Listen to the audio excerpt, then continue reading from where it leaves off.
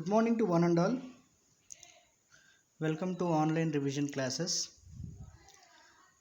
So, in continuation to introduction to algorithms, today we are going to learn about flowchart. So, we have already learned what is an algorithm. Algorithm is nothing but a step-by-step process or a procedure to solve a problem with a finite number of lines and a finite length of time according to the user requirement. So we have already studied that there will be a characteristics of algorithms like input, output, finiteness, definiteness and effectiveness. Keeping all these characteristics in our mind, we have to design the algorithm. And today's topic is flowchart. So what is flowchart? It is a diagrammatic representation of a solution to given task. So whatever the algorithm we are designed, this algorithm will be represented in the form of diagram. So that is called as flowchart. So flowchart is nothing but a tool that can help us to develop programming logic, and it enables us to trace and detect any errors regarding logic flow before the source code is written. The source code is nothing but the program which is written in any other programming languages. And flowchart can be considered as a blueprint for designing to solve a problem.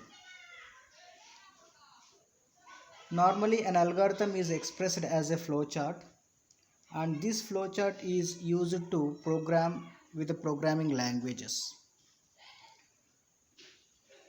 So the flowchart has many standard symbols stating different tasks, and they are named like terminal symbols, input output symbols, process symbols and so on. Now let us learn all these symbols.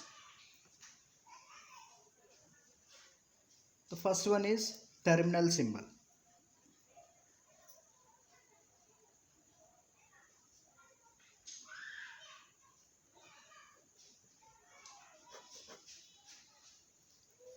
So this includes start and stop terminators.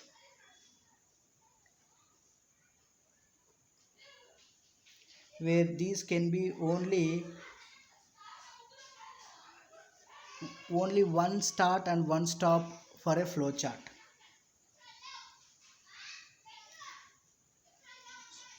What is the shape of this start and stop terminals? The shape of the start and stop terminals is oval shape. So we can represent start in this oval shape. Even stop also in this oval shape. Even it can be called as rounded rectangle also. In computer terminology we can do that. And the second one is accepting input and producing output. The symbols which accept input and produce output.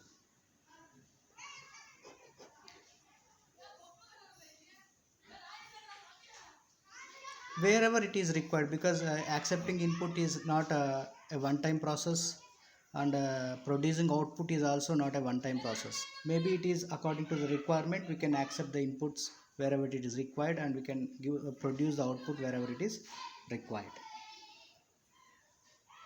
So this input as well as output symbols can be in a parallelogram shape. It should be in a parallelogram shape.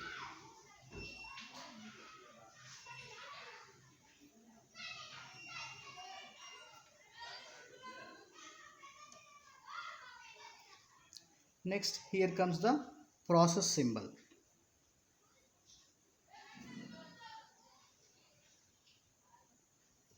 So whenever the input is given, we have to do some process,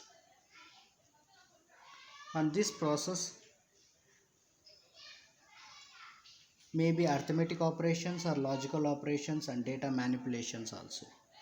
So this process can be done with a symbol that is nothing but rectangle.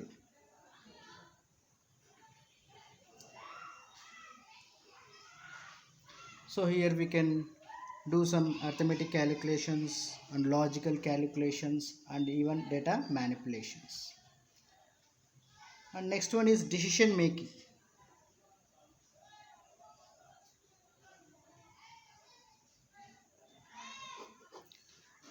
So here decision making depends upon the conditions.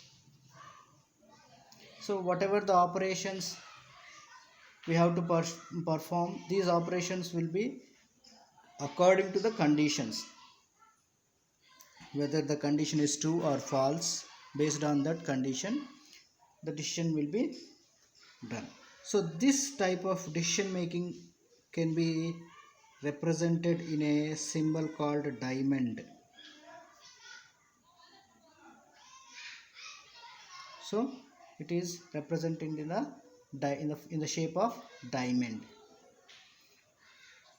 Next, when it comes to flow lines, these flow lines will be like this. These flow lines are used to indicate the flow of logic by connecting different symbols. So we can connect different symbols and show the flow of the logic. So here, this is how the logic is flowing in the flow chart.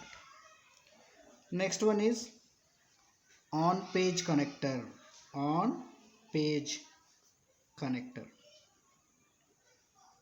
There are two types of connectors. One is on page connector and the other one is off page connector. So on page connector is used to join different flow lines. It is used to join different flow lines.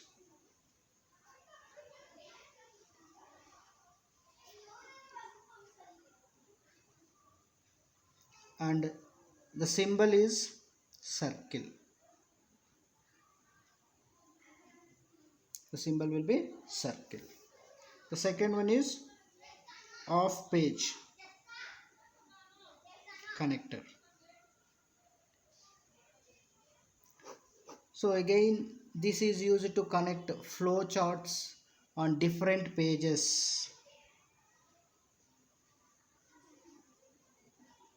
Flow charts on different pages.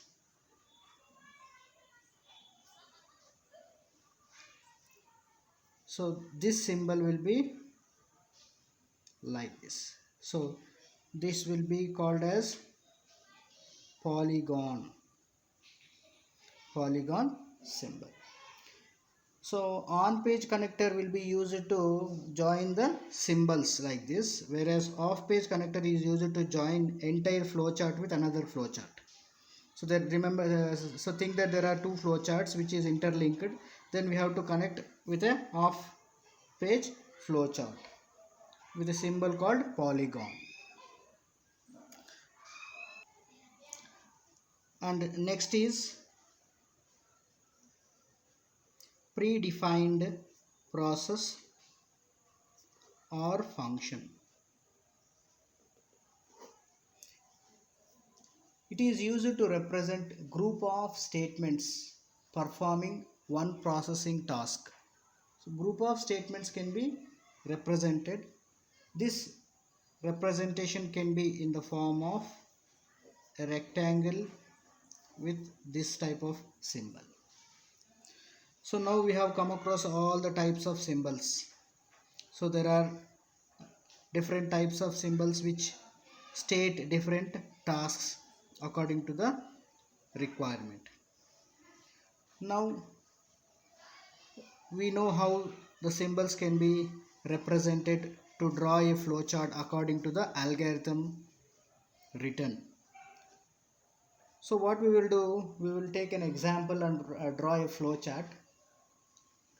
So before going to draw a flowchart, what I will do is I will come back to the previous class of writing the algorithm for a particular problem. So let me write an algorithm and flowchart for finding the largest number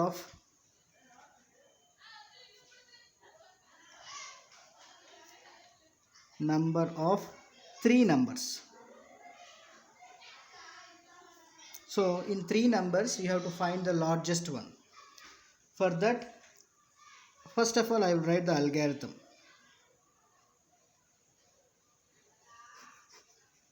So as we know, algorithm is nothing but we have to solve a problem according to the requirement to the end user. So the end user requirement is to find the largest number of three numbers. So what we have to do, first we have to start the program. Next step is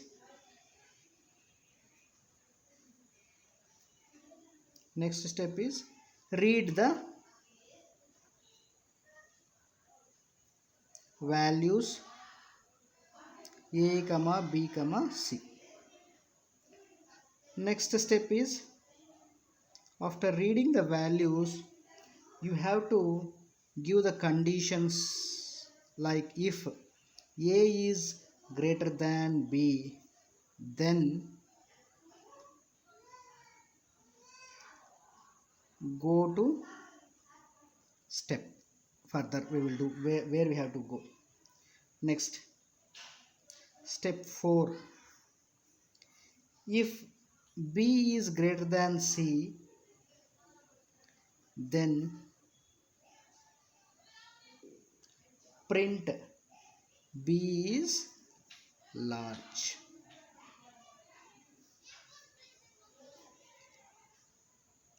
If it is not that, else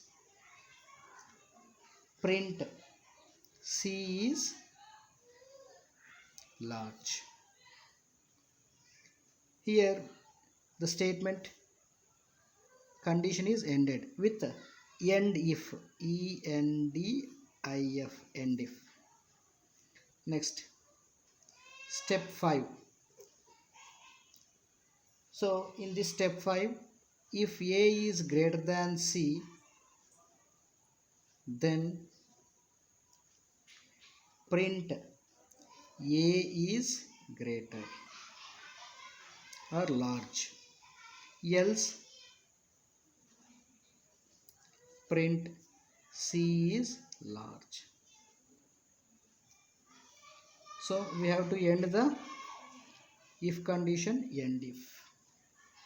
And now here we have written the condition, like if a is greater than b, then go to, what we have to do, if a is greater than b, then we have to check whether a is greater than c. If a is greater than b as well as greater than c, then print c is greater. So go to step 5. Now we have already completed the entire algorithm logic. Last step, step 6, is to stop the program. So this is what the algorithm to find out the largest number of three numbers. Now here comes the flowchart.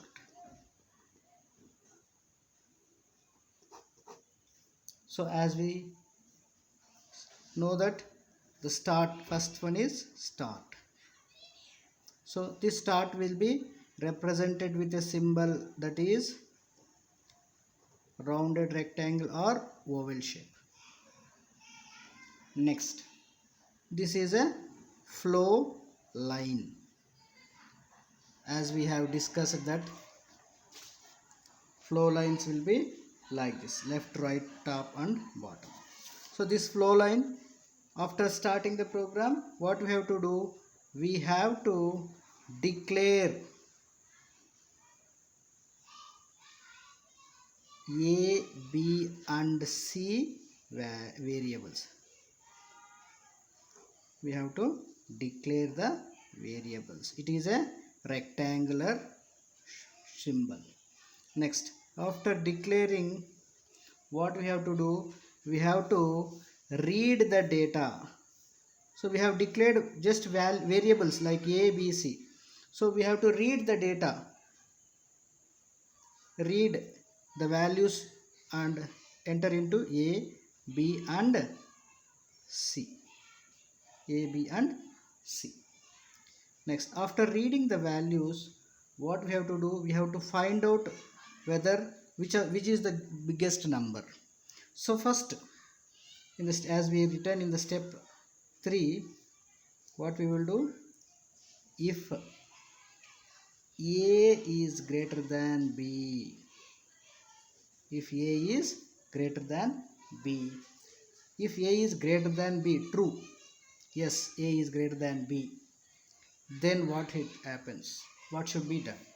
If it is false, what should be done? So if A is greater than B, then what we have to do? We have to compare with another value. If A is greater than C, isn't it?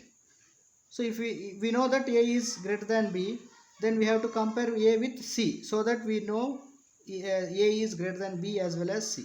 If A is greater than C, then true. If it is true, then what we have to do? We have to print A is large. A is large. If it is false, that means A greater than B but A is not greater than C, then it is false. What we have to do? Next, if A is not greater than B, what we have to do? We have to compare the other thing. If B is greater than C, because if A is not greater than B, automatically we have to check whether B is greater than C. If it is true, then what we have to do? We have to print B is large. So B is large. Now if it is false, what we have to do? We have to print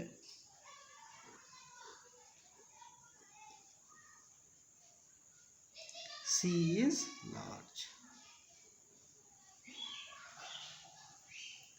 Finally, we end up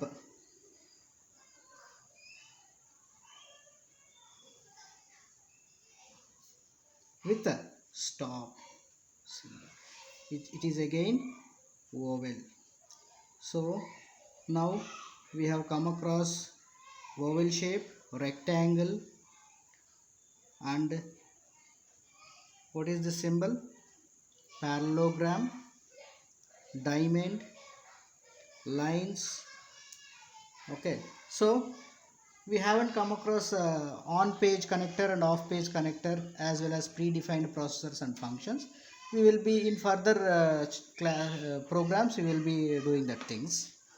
Okay, now we have taken an example of how to find out the largest number of 3 numbers considering the algorithm as well as flowchart.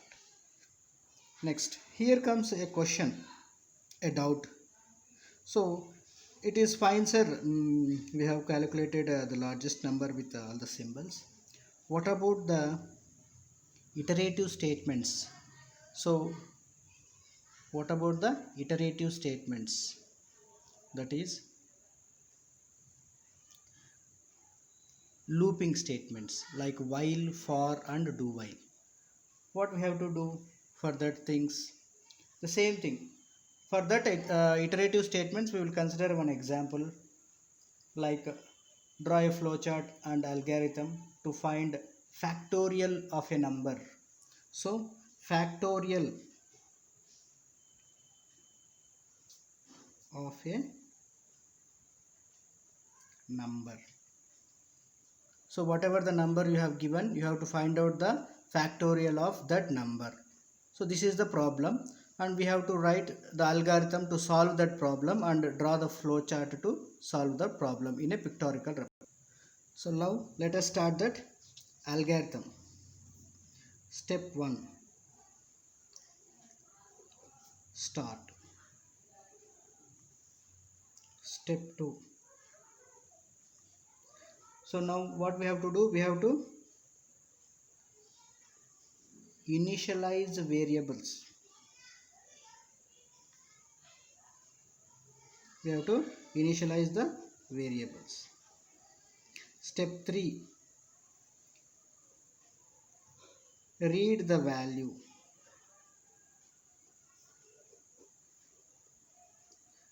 Step 4, check for the condition.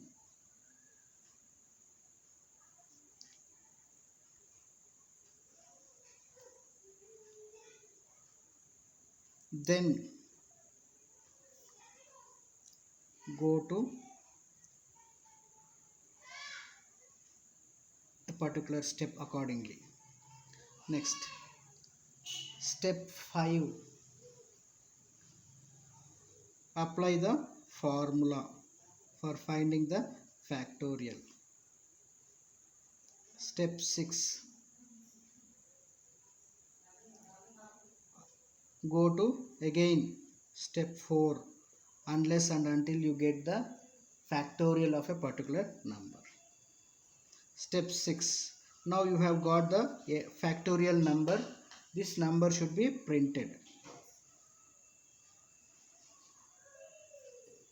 Print value f. Step 7, this is the final step. Stop. So step 7, step 8. Now this is how we solve the problem. Let me explain the algorithm. Start the program. Initialize the variables like f, like factorial. You have taken a variable like factorial, so initialize the variable f with a 1. Read the value, that may be n number. So this is like factorial 5. You want to find the factorial 5. Read the value n. Check whether the condition is true or false, like if I is less than or equal to n. So if it is less than or equal to n, so I is equal to 0. Let us start with 0. Less than or equal to n, so less than or equal to 5. So 0 is less than or equal to 5. Then f is equal to f into I. So f is equal to f. What is f? 1 into I, 0. F is equal to, we have to initialize it 1. So f1 into 1, 1. Next, what it will do? Go to step 4 again. Check the condition 2. 2 is less than 5. F1 into 2, 2. Next, go to 4. 3. I is 3. Next, 3 into 2 into 3, 5. Like that, it will start doing the factorial. So this is how the algorithm to solve a problem for finding the factorial of a number.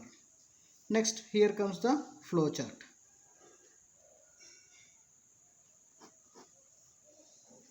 So again, the flow chart starts with start symbol, that is oval symbol with a flow lines. Initialize the values. Next, read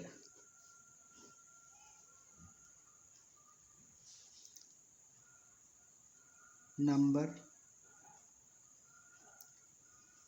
for a value a. After reading, now you go for looping. For I is equal to 1, anyhow I has been initialized. I less than ai plus plus. This is decision making. If it is false, what we have to do? We have to print the things. If it is true, then we have to calculate the f is equal to f into I. Now after calculating again, so it is output, print f.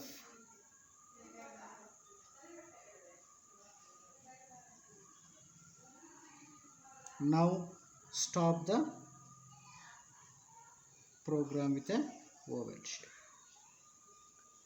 So here go to step 4 is there, no? Whenever the value is added, then go to again step 4. So up to false it will start calculating, and after calculating if it is false, then the value will be holded with a f. So f is holding the value of factorial, then it will print the value and it will stop the things. So this is what flowchart. So now here ends the chapter of algorithm and flowchart. Thank you very much. Have a nice day. And my humble appeal is to please utilize this revision classes and be perfect in programming, because this is the fundamental and basic programming where you will come across in all your career. Different programming languages are interrelated to this programming language, as it is the mother of all the programming languages. So once again, thank you very much. And as usually we are giving a questions exam. Please go through with that questions once or twice or 10 times and give the answers according to your knowledge and whatever you have understand. Thank you very much.